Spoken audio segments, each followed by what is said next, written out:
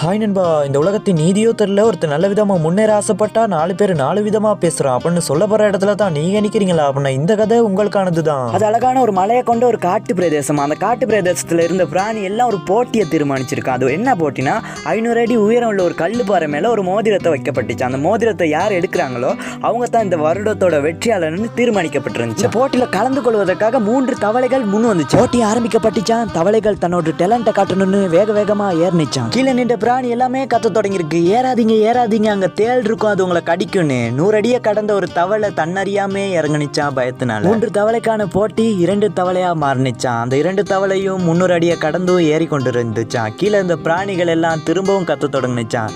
ஏறாதீங்க ஏறாதீங்க, அங்க பாம்பு இருக்கும், அது உங்களை கொத்துன்னு.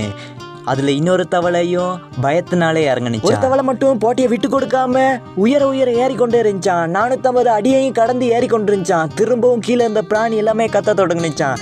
ஏற வேணாம், மேலே ஏறுறது உங்க உயிருக்கே ஆபத்துன்னு.